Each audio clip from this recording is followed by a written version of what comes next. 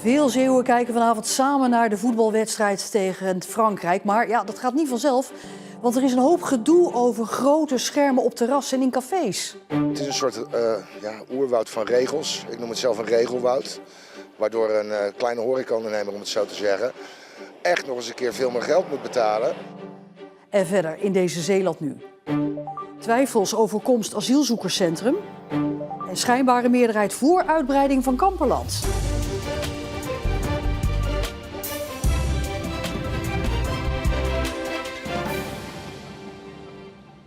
Goedenavond. Nog een paar uurtjes en dan begint Oranje aan de belangrijkste wedstrijd in de groepsfase tegen Frankrijk. En natuurlijk leven ook de Zeeuwse supporters mee en zal een groot gedeelte een café opzoeken of een terras om de wedstrijden op grote schermen samen te bekijken. Maar dat feest wordt toch niet zo groot als het had kunnen zijn.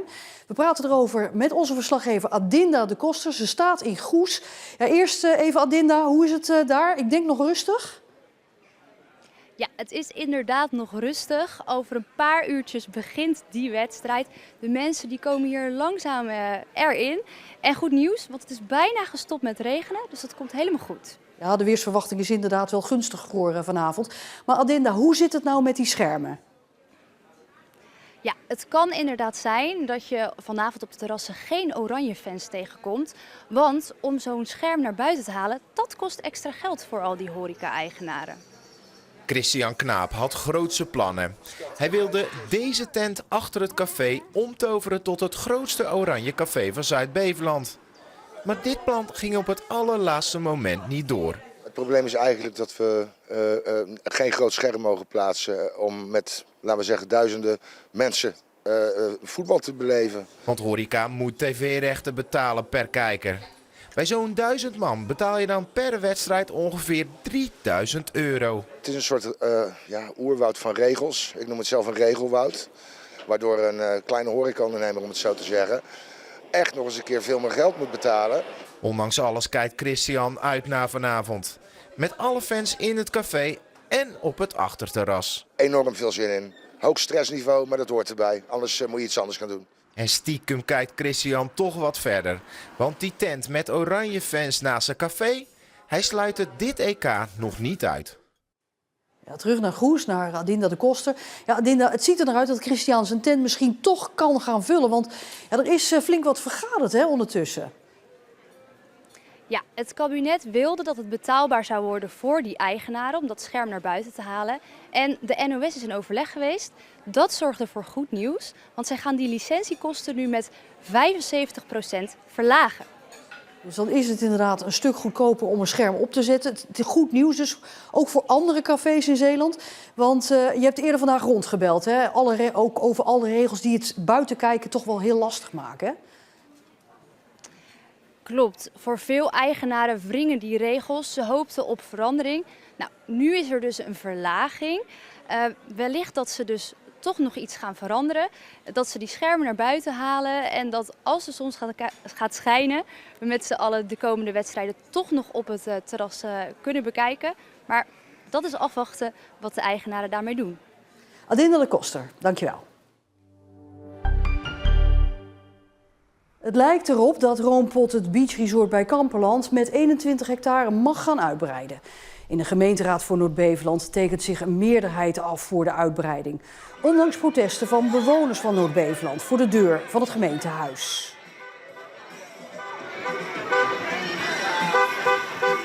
Wij proberen de gemeenteraad, zowel vanavond als over 2 weken, nog een keer te laten weten dat wij als bevolking, of een groot deel van de bevolking, tegen zijn.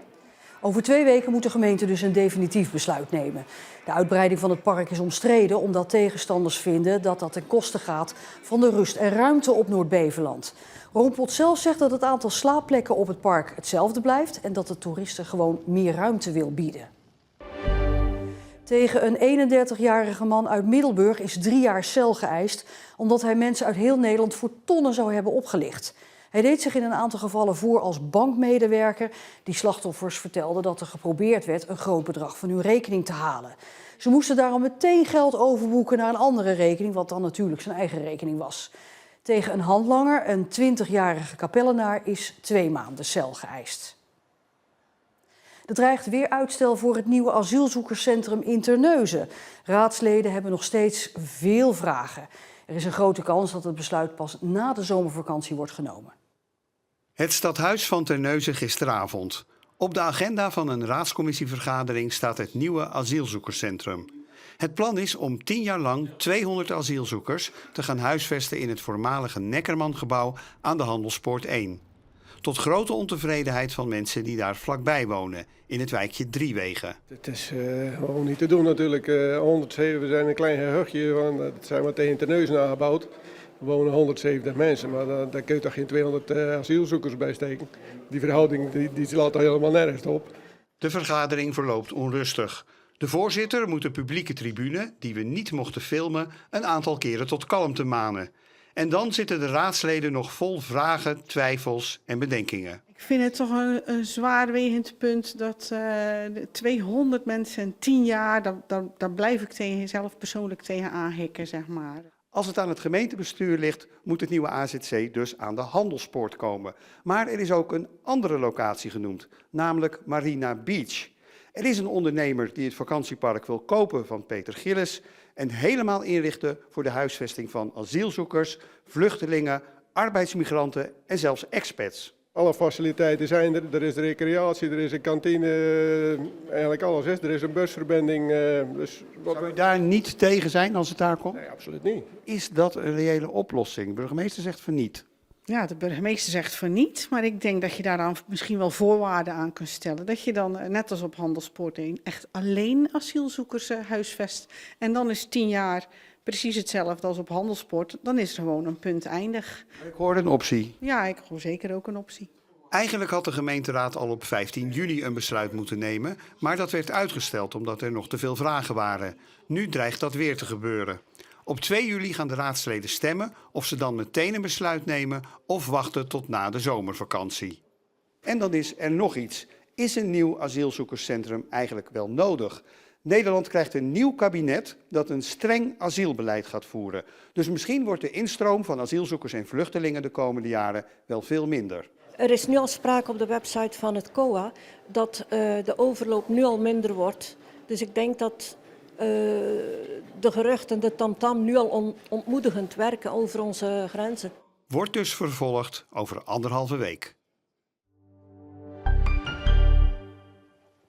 Docenten en leerlingen van het Auris College in Goes hebben hun hele schoolplein volgekalkt met stoepkrijt. De school voor doven en slechthorende kinderen gaat sluiten, maar zou nog 1 jaar open moeten blijven. Met de actie willen met name de docenten laten weten dat ze zich zorgen maken. Want een deel van de docenten vertrekt nu al naar andere scholen. En ook een teamleider is deze week vertrokken. De aanleg van een groot hoogspanningsstation in Zierikzee is een stap dichterbij. De gemeenteraad van Schouwen-Duiveland heeft het bestemmingsplan vastgesteld om de aanleg mogelijk te maken. Volgens netbeheerder Tennet komt er door zo'n nieuw hoogspanningsstation bij Zierikzee weer meer ruimte op het volle elektriciteitsnet, bijvoorbeeld voor bedrijven. Wel hangt de komst van het station in Zierikzee vast aan de komst van een vergelijkbaar hoogspanningsstation in Halsteren. De gemeenteraad van Bergen op Zoom moet daarover nog een knoop doorhakken. Studenten van de mbo-opleiding Veiligheid en Vakmanschap marcheerden vandaag van Westkapelle naar Vlissingen om zo geld in te zamelen voor het welzijn van militairen, veteranen en hun thuisfront. De mars langs de Zeeuwse kust bedroeg 17 kilometer. En hoewel er een aantal tussenstops in zat, was het een flinke kluif voor de zwaar bepakte studenten die zich voorbereiden op een baan binnen de krijgsmacht. Ja, 70 kilometer is iets wat ze niet altijd lopen. Maar dat is ook prima. Maar het is alleen maar goed dat ze nu ook even wat doorzettingsvermogen moeten tonen. Ja, maar dat is ook degene die onder andere deze regio hebben bevrijd, hebben dat ook moeten doen. En dat hoort gewoon bij het vak. Zijn hierover tot dusver vragen? Geen? Alright. Ik vond het nog niet zo heel zwaar, terwijl ik zelf wat extra gewicht in mijn rugzak heb gedaan.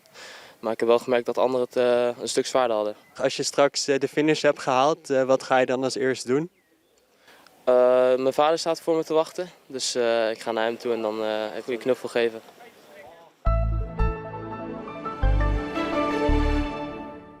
Vanmiddag nam eerst de bewolking nog toe en kwamen er vanuit het zuiden wat regenbuien binnendrijven. Vanavond gaat de zon schijnen en ook vannacht blijft het droog met opklaringen. Morgen valt er nog een buitje en is het vrij koel met 18 tot 20 graden. Maar vanaf zondag, echt waar, blijft het droog en wordt het echt warmer. Onze weerman vertelt er straks meer over.